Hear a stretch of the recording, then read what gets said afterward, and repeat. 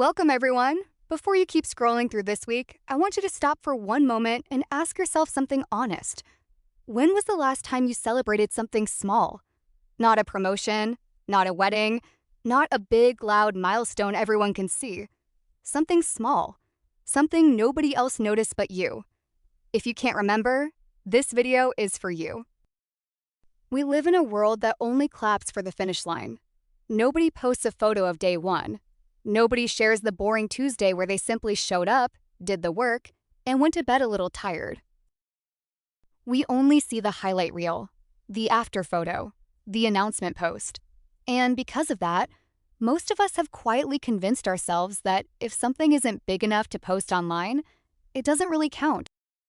That belief is slowly ruining people's motivation, because real change is never made of one big moment. It's made of hundreds of small, unglamorous wins that nobody claps for. Today, we're going to talk about why those small wins matter more than you think, and how to keep going even when the applause never comes. Think about the last time you genuinely admired someone's progress. Now ask yourself honestly, did you see the years of quiet effort that led up to that moment, or only the finished result? Most of us only ever see the ending. We rarely see the thousand small decisions that built it. And because we never see those decisions in other people's lives, we quietly assume our own small decisions don't matter as much as they actually do. This is not just a mindset problem. It's a modern problem. We are the first generation in human history that can watch millions of strangers' highlight reels every single day before we've even had coffee. Our grandparents compared themselves to maybe a dozen neighbors. We compare ourselves to the most exceptional, most polished moments of millions of people at once. No wonder our own quiet, ordinary progress starts to feel invisible by comparison. Lesson 1.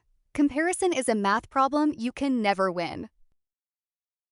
Every time you open social media, you're comparing your full, complicated life with all its boring parts, its bad days, its slow progress, to someone else's most polished 30 seconds. That is not a fair comparison. It was never meant to be fair. It's simply a highlight reel versus your entire behind-the-scenes footage, and no honest comparison can ever be made between those two things. Example: you finally finish a small project you're proud of. Then you open your phone, and within 30 seconds, you see someone your age who seems 5 steps ahead. A bigger house, a bigger following, a finished version of the thing you just started. Your small win suddenly feels tiny and embarrassing. Solution: before you compare your beginning to someone else's middle, remind yourself of one simple fact. You are not looking at their whole story, only the part they chose to show. Keep a private list, just for yourself, of things you've improved this month.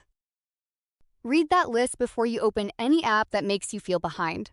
Some people find it helpful to physically write this list on paper, somewhere away from any screen, so the comparison, when it comes, has something solid to compete against. Lesson 2. Small wins compound, even when they're invisible. Here is something almost nobody tells you. Most meaningful change happens below the surface, quietly, before it ever becomes visible to anyone else, including you. If you improve by just 1% every day, it doesn't feel like much in the moment, almost embarrassingly small when you look at it in isolation. But small improvements, repeated consistently, compound into something enormous over time. Exactly the same way a small amount of money, saved consistently, eventually becomes a large amount through the power of compound interest. Example: someone learning a new language practices for 15 minutes every day. After 1 week, they feel like they've barely improved. After 6 months, they can hold a real conversation. The change was invisible day by day, but undeniable looking back. If you had asked them on day 40 whether they felt fluent, they probably would have said no, because progress rarely announces itself while it's happening. It only becomes visible once you stop and look backward. Solution: stop measuring your progress only by how it feels today. Instead, measure it by comparing this month to the same point last month. Small, boring, repeated actions are quietly building something that one single dramatic effort never could. If it helps, think of yourself as an investor in your own life. No wise investor expects to get rich from one lucky day. They expect steady growth built from patience and repetition. Your habits work exactly the same way. Lesson 3. Burnout often comes from chasing applause, not progress. A lot of people don't burn out because they're working too hard. They burn out because they're chasing a version of success that only counts if someone else sees it and approves of it. When your motivation depends entirely on outside validation, likes, comments, praise from other people, it becomes incredibly fragile because that validation is inconsistent and completely outside your control. Example, someone starts a new habit, excited to share it online. The first post gets attention, so they keep going. But 3 weeks later, when the posts stop getting as much attention, their motivation disappears too, even though the habit itself was still improving their life. Notice what happened there. Nothing about the habit changed. Only the audience's attention changed. And yet the motivation collapsed completely because it had never actually been attached to the habit itself, only to the applause around it. Solution: practice keeping some wins private on purpose. Do something good for yourself and tell absolutely nobody. Notice how that feels. Learning to feel proud in silence is one of the strongest, most durable kinds of motivation you can build, because it cannot be taken away by a quiet week, a slow algorithm, or an audience that simply moves on to something else. Lesson 4. The comparison trap gets worse the closer someone is to you. It's easy to feel fine watching a celebrity's success from far away. It's much harder watching a friend, a classmate, or a former coworker succeed at something you also wanted. This kind of comparison cuts deeper because it feels personal, like proof that it was possible and you simply didn't do it. Example: you see an old classmate post about starting a business you once dreamed about yourself. Instead of feeling inspired, you feel a strange mix of happiness for them and quiet disappointment in yourself. You might even catch yourself searching for reasons their success doesn't really count, telling yourself they had help you didn't have or luck you weren't given, simply because the alternative, admitting it stings a little, feels too uncomfortable to sit with honestly. Solution: notice that feeling without judging yourself for having it. It's human. Then redirect it. Ask, what is one small step I could take this week? Not to catch up to them, but to move my own life 1 inch forward. Envy, redirected properly, can become surprisingly useful fuel, precisely because it points more clearly than almost any other emotion toward what you actually wanted for yourself all along. Lesson 5. You don't need a dramatic story to deserve pride. Social media rewards dramatic stories. Rock bottom, then a big comeback. A disaster, then a miracle recovery. But most real growth doesn't look dramatic at all. It looks like someone quietly getting slightly better at handling their finances, slightly calmer during arguments, slightly more consistent at the gym, month after month, with no big before and after moment to point to. Example: someone spends a year slowly becoming more patient with their own family. There's no photo that captures that, no single moment that proves it happened, but anyone who knows them can feel the difference. Ask that person to point to the exact day they became more patient, and they probably couldn't. It didn't happen on a day. It happened across hundreds of small, unrecorded moments where they chose to respond a little differently than they used to. Solution: give yourself permission to be proud of undramatic growth. Not every improvement needs a story arc. Some of the most important changes in a person's life happen so gradually that even they can't point to the exact day it started. And that is not a weakness of the progress. It is simply how real, lasting change usually works. Lesson 6. Rest is not the opposite of progress. Many people, especially anyone caught in a cycle of comparing themselves to others, believe rest is wasted time, evidence that they're falling behind. This belief quietly pushes people toward exhaustion, and exhaustion is where real burnout begins.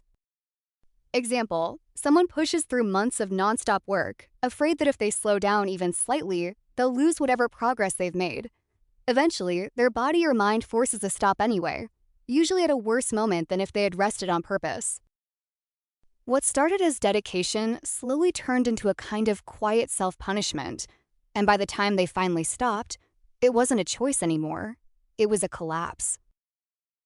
Solution: schedule rest the same way you schedule work, not as a reward you have to earn, but as a normal, necessary part of any sustainable routine. A short, intentional pause protects your long-term progress far more than pushing through exhaustion ever will. Think of rest as maintenance, not as a break from the real work. A car that never stops for maintenance doesn't run longer. It simply breaks down sooner. Lesson 7. The people who inspire you also had invisible years. Whoever you admire right now, whoever seems to have it all figured out, had years, sometimes many years, where nothing they were building was visible to anyone outside their own life. You are only seeing the result. You almost never see the quiet, unglamorous middle where the real work actually happened. The version of them that doubted themselves, made mistakes, and kept going anyway, long before anyone thought to point a camera in their direction.